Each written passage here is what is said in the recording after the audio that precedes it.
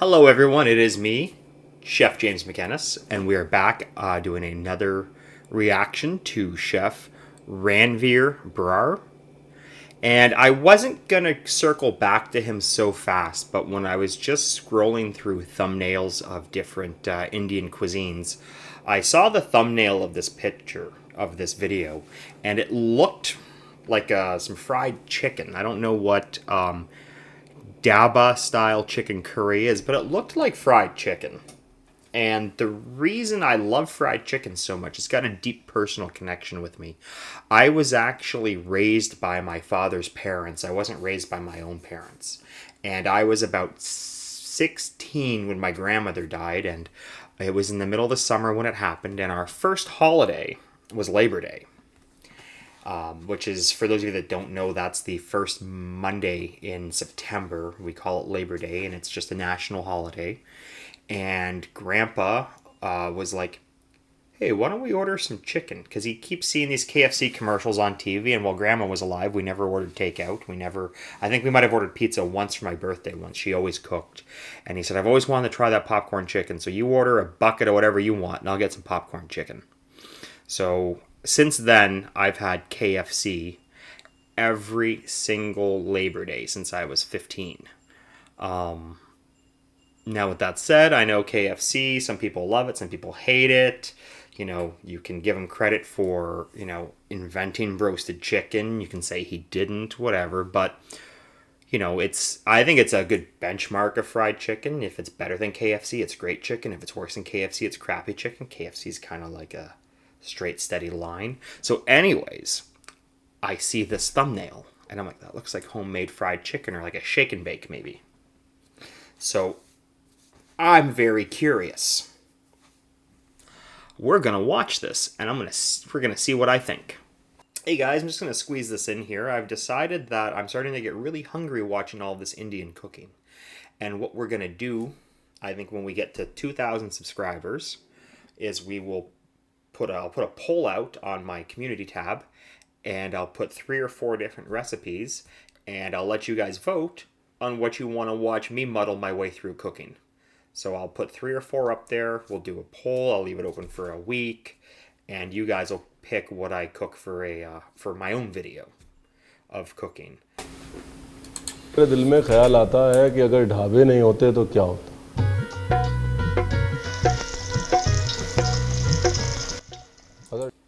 Okay, it's fried. Right there, and went in a pot of oil. ढाबे नहीं होते तो भाई साहब खाने का वो जायका नहीं होता. ढाबे नहीं होते तो हमारे पास बहुत सारी मेमोरीज नहीं होती. और अगर ढाबे नहीं होते तो YouTube. Okay, so from that little thumbnail, that glaze on it, I thought that was like a breading, just because of how small the thumbnail was, or like a crispy flour mix or something. Gotcha. All right, well, you know what? It still looks interesting.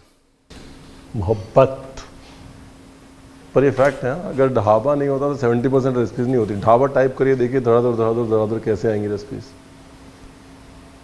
Dhaba is a vibe. Dhaba is a vibe. What is Dhaba? I'm curious. I don't normally do this. I don't normally Google things in these, but Dhaba. What does Dhaba mean? No, not near me. Just, what is Dhaba? So Dhaba is a roadside restaurant in the Indian subcontinent. They're on highways, generally serving local cuisine, and also serve as truck stops. Oh, okay. Hey, I hate to interrupt the video, but if you're getting any value out of this, could you please hit that subscribe button and leave a comment down below. A roadside restaurant. So yeah, we have roadside restaurants here. We call them roadhouses. Okay. तो जी dhaba chicken बनाने के लिए आपको चाहिए chicken, और leg भी ले सकते हैं, ब्रेस्ट भी ले सकते हैं. लेग जो है थोड़ी जूसी ज़्यादा रहती है, इसलिए हम लेग प्रेफर करते हैं. यहाँ पर मैं थाई और ड्रमस्टिक अलग कर रहा हूँ. That's something important to note. You can do this with breast or legs, but breasts dry out a lot. He's pointing out that the legs stay juicier. What'll happen with chicken breasts, because there's not a lot of fat in them, is as you're cooking them and they're getting closer and closer and closer to perfect, they hit perfect, and then 10 seconds later they're overcooked. Whereas the legs, you get closer and closer to perfect, and you hit perfect, and then you can, get on the phone or something can happen, and they can stay in the oven for another 5, 6, 7, 8 minutes, and they don't leave that perfect range yet. There's enough fat in there, enough moisture to keep them. You can overcook them. They're very forgiving. ये Thai है, ये drumstick है, ये हमारी knife है, and done. ये जो दिख रहा है ना, ये यहाँ पर जॉइंट है, तो मैं वहीं पर नाइफ चला रहा हूँ. देखिए, आपको लग रहा है रणवीर कितना फास्ट कर रहा है. रणवीर यही करते करते बुढ़ा गए हैं, बाल काले कर लिए, कपड़े अच्छे पहन लिए. इसका मतलब ये थोड़ी ना कि जवानी आ गई. देखो जी, एक बहुत सिंपल सा paste banana. One thing when it comes to butchery, if you're new to cooking and you're not sure about chicken butchery, I've got a video I did last Christmas where I do a turkey, which is just a giant chicken. I think I might have a chicken video too I might have done last year. I'll link one of them up above, but I do a full breakdown on how to clean up the bird. ठीक है ना. उस paste की recipe आप देख लीजिए. बाकी God is great. और ये वो रेसिपी है जो वाकई 10 मिनट के नीचे ख़त्म हो जाएगी. मुझे पता लोग क्या कह रहे हैं कि ऐसे ऐसे ऐसे 4 मिनट तूने ऐसे ऐसे किया. 1 किलो चिकन है, 3 प्याज,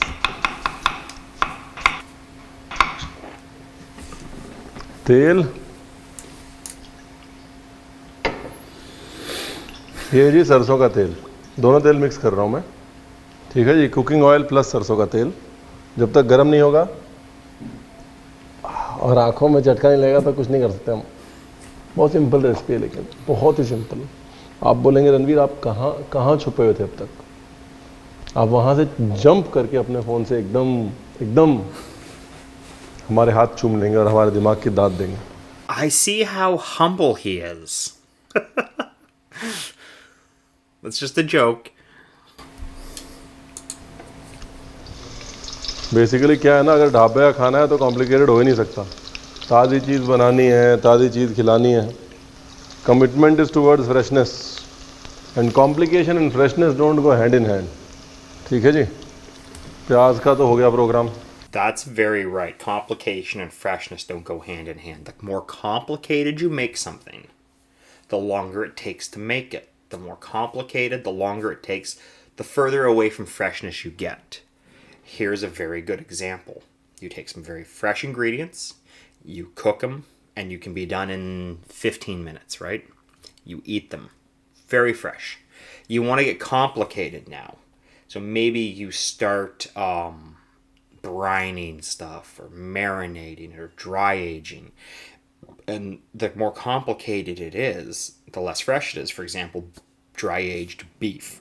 If you're going to dry age beef, you might leave it in your fridge for a full month and then cut off everything that's dry aged. There's no fresh about that. It's very delicious, but there's nothing fresh about it. So it really depends where you want to go with with what you're doing. Simple, fresh is going to be fast. Complicated might have richer and deeper flavors, but it's not going to have that fresh. टमाटर पे कितने प्याज लिए थे हमने? 5. 3 प्याज में डालने हैं जी 2 टमाटर.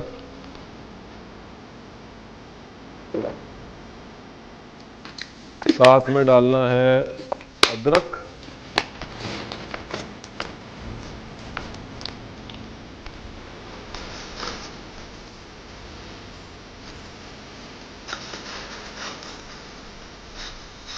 वापस आते हैं. हरी मिर्च रंग वाली, सॉल्ट, लगभग पौना कप दही,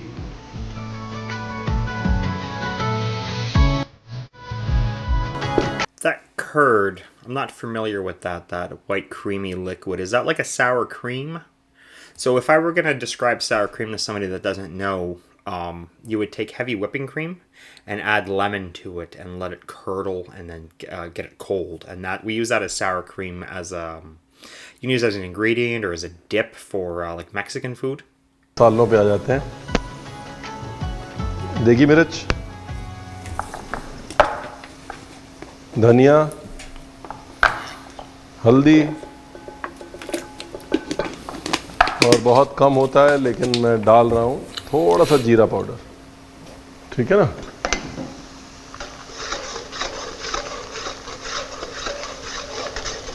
यहाँ तो डबल रुलाना हो गया. एक तो प्याज रुला रहा है, ऊपर से वो सरसों का तेल.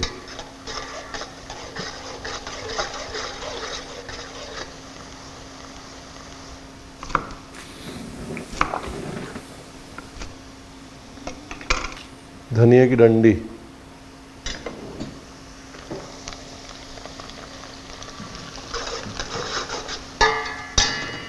ठीक है ना. जब तक ये हो रहा है तब तक अपना चिकन भी मैरिनेट कर लेते हैं.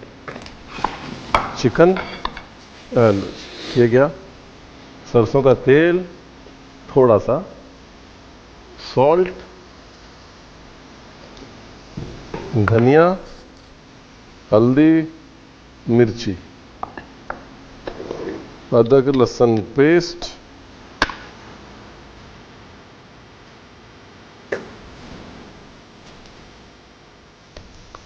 डन जी. चिकन का मैरिनेशन भी done. So just throwing it out there, I've seen this done before, something like this, but when you're doing chicken legs, for example, like hey, let's say this is a chicken leg. Take your knife and score it, okay? You don't have to go very deep, but just adding those scores creates more surface area and allows faster penetration of the marinade. So if you, like, let's say this marinade, I think he said 10-minute recipe, so let's say this marinade needs to be on the chicken for 10 minutes before you cook it. You could cut it and probably decrease the time by 20%. I know on 10 minutes it's not that big of a deal, but maybe you're doing a recipe that has like an overnight marinade, and you forget to do it, or you've stumbled across a recipe that you really have to cook right now that calls for an overnight marinade. You can cut the chicken like that, and you can go from overnight to good enough in half an hour. काम multiple साथ साथ में हो जाए ना, उतना मजा है ना. कुकिंग का मतलब ये है, मजे लेते रहो, लेकिन जितने काम साथ साथ निपटा सको उतने निपटा दो. हैं. तो हमारा प्याज एक तरफ फ्राई हो रहा है, हम प्याज को अपना काम करने दे रहे हैं, साइड में हमने चिकन मैरिनेट कर दिया और बाकी सारा मामला रेडी कर दिया. अब इस रेसिपी में सिर्फ एक चीज़ रह गई है, वो है हमारा सीक्रेट इंग्रेडिएंट. वो हम आपको बताएंगे नहीं, वरना आपको लगेगा चलो अब चलते हैं, हो गया, रणवीर ने सब बता दिया. ऐसे 2-3 मिनट में ही सब चले जाएंगे घर और हम अपना झोला लेके खड़े रह जाएंगे. वो हम चाहते नहीं है.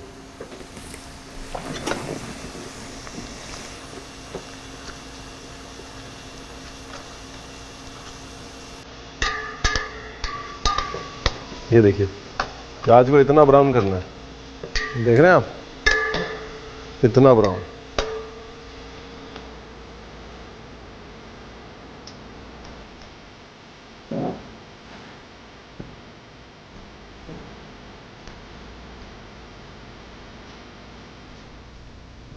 अब इसका बनाना है पेस्ट. बस यही है मोनोपोली साहब. ये जो हुआ है यहाँ पर पिछले 5-7 मिनट में, यही मोनोपोली है. फ्राई प्याज, दही, टमाटर, मसाले, ये पेस्ट जो है वो मेन मोनोपोली है इस डिश की.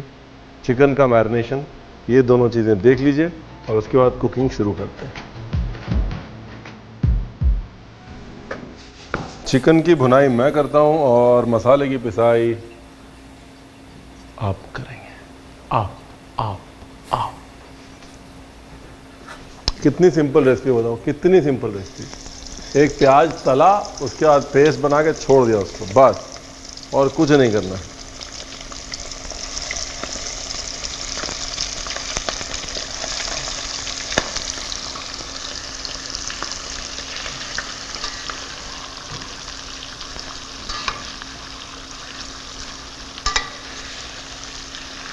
ये वाला स्टेप बड़ा इम्पोर्टेंट है. और दूसरी चीज़, यहाँ पर ये समझना बहुत ज़रूरी है कि अदरक लहसुन, सरसों का तेल और साथ में वो जो आपने मिर्च और नमक डाला हुआ है, बहुत बेसिक मैरिनेशन है, लेकिन जब साथ में जुड़ता है तो कमाल करता है। उसके लिए you have to be present right here. और सिर्फ मतलब अभी तो सिर्फ 20-30% ही भूनना है बस।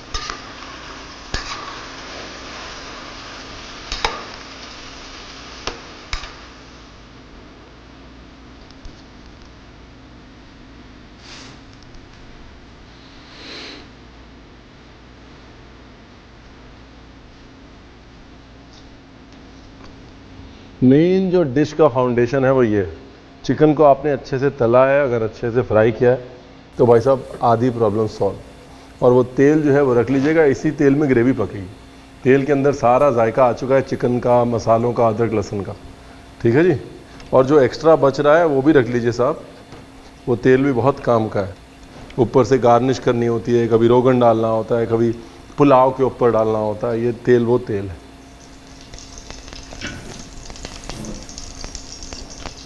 क्या बात है, थैंक यू वेरी मच। देखिए यहाँ पर जो है मैंने So I'm gonna guess his assistant ran that paste through a blender. That'd be my guess. Already तेल है। कैसे? वो फ्राइड प्याज के साथ में तेल गया है। उसके बाद चिकन में ऑलरेडी तेल है जो बाद में इसमें जाएगा, क्योंकि चिकन हमने तला है। तो अगर और तेल में डाल देता तो चिकन जो है वो वैसे बन जाता फ्राइड चिकन। और आप कहते रणवीर आपने बताया नहीं कि फ्राइड चिकन बना रहे हैं। फ्राइड चिकन नहीं बना रहे, ढाबा चिकन बना रहे हैं। ठीक है जी। हाँ, अभी देखिए क्या है कि हालांकि प्याज पका हुआ है आपके पेस्ट के अंदर, लेकिन इसमें दही कच्ची है, साथ में टमाटर कच्चा है ना, थोड़ा अदरक भी कच्चा है। तो इसलिए इसको यहाँ पर भूनना ज़रूरी है।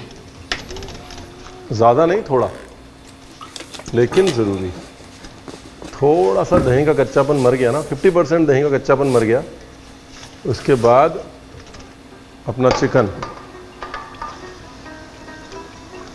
ये तेल नहीं टेस्ट है, छोड़ना कुछ नहीं।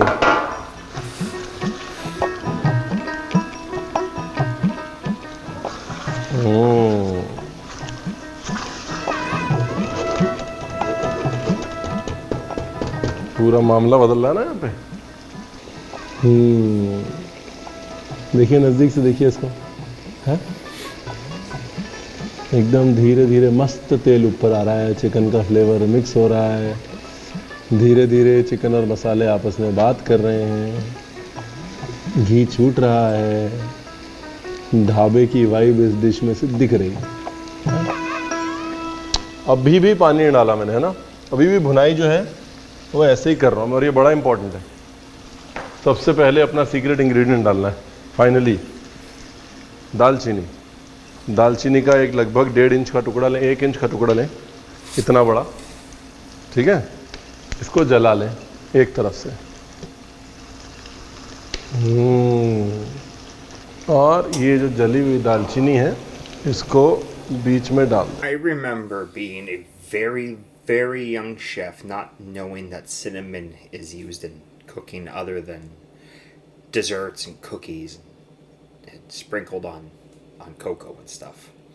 And I remember in school the first time we did a dish that used Chinese 5-spice, and it was like, when you talk about those kinds of spice blends and there's cinnamon in it, and I was like, what? You can eat cinnamon on meat? And like my mind was blown. I had no idea. I had no idea at all. नहीं डाला।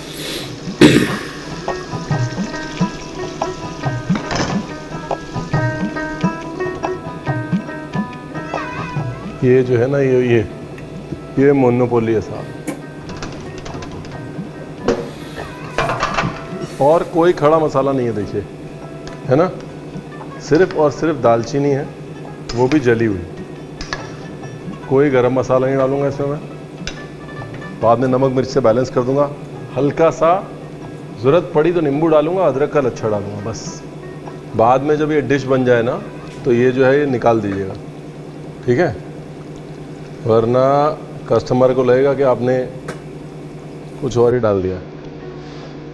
ऐसी भी complaint आई है हमारे पास। Customer को मतलब घर पे भी किसी को कुछ नहीं लगना चाहिए भाई। लोगों को आपके बारे में गलतफहमियां नहीं होनी चाहिए। चलो धीरे धीरे तेल ऊपर आएगा, मसाला भुनेगा, मतलब अभी 10 मिनट का पूर्ण विराम है।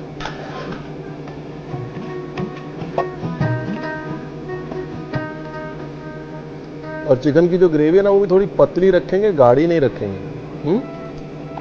और वो स्मोक्ड दालचीनी की खुशबू बड़ी अच्छी लगेगी साहब।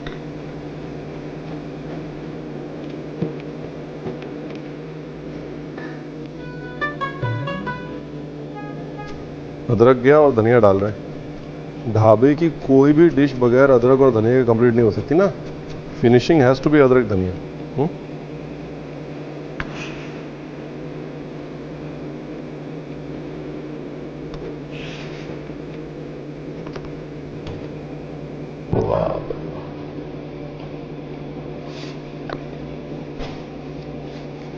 पर इतनी फिनिशिंग बहुत है, नींबू की कोई जरूरत नहीं।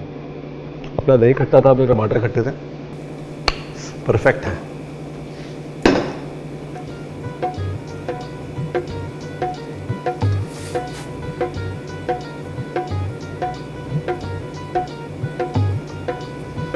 क्या फिनिश है। ग्रेवी की चमक देखिए, धमक देखिए, फिनिश देखिए, मौज देखिए, लवाब देखिए, रोगन देखिए, रंग देखिए, कैरेक्टर देखिए, खूबसूरती देखिए, बस देखते जाइए साहब।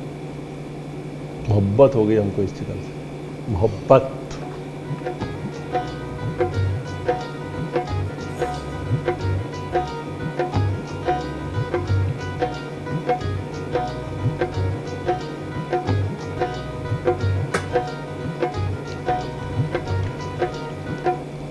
क्या बात है। For me the star still is the cinnamon. Oh, my dog just started barking. Oh, it scared me. There must be an Amazon package coming. But we're at the end of the video anyways. There's less than a minute left and he's eating it. And, you know, he says for him the star of it is the cinnamon. If you've watched enough of my reactions, you know that I generally have this opinion that doesn't matter what they've made, they're gonna say it's delicious. And most of the time it's true. 99% of the time it's true. Sometimes you'll get people say it just tastes good, very generically. At least here you get him pointing out that the cinnamon is the star. I like the dish. I was getting curious after he put it in the bowl. He's got it in the bowl and he's pouring the thin gravy on it. And I was like, what would you eat this with? Would it be like a rice? And then he moves it over to a little plate with some rice and starts mixing it in. So yeah, it looked delicious. I liked just how simple it was, mixing some ingredients, enjoying the freshness. I imagine the seasonality of the ingredients too, when you get them at their peak, will be better. I also, now here you might get mad at me, as a Canadian and I see something like this, I wonder if there's a way we could make this into a poutine. For those of you unaware, it's a French fry dish. Traditionally, it's French fries, gravy, and cheese curds. So if you could substitute that rice for French fries, I'm thinking a thicker steak cut fry, and then put some cheese curds on it, and then put this chicken directly on top of the fries. I'm wondering if that could be an amazing Indian-Canadian fusion recipe. I'm starting to, as I'm watching more of these Indian cooking videos, there's some recipes that I'm wanting to try now. So I'm thinking maybe when we hit, say, 2,000 subscribers, what we'll do is I'll put a poll up with 3 or 4 recipes for you to choose which one I'll make. And you know what? Maybe I will record me saying this in a different way and put it at the start of the video too, in case you didn't get here all the way to the end. Alright, well, that's been this week, and I just watched Chef Ranveer Brar make his secret recipe of Dhaba-Style chicken curry. Until next week, I'll see you this week. Wait, did that make sense? It doesn't matter.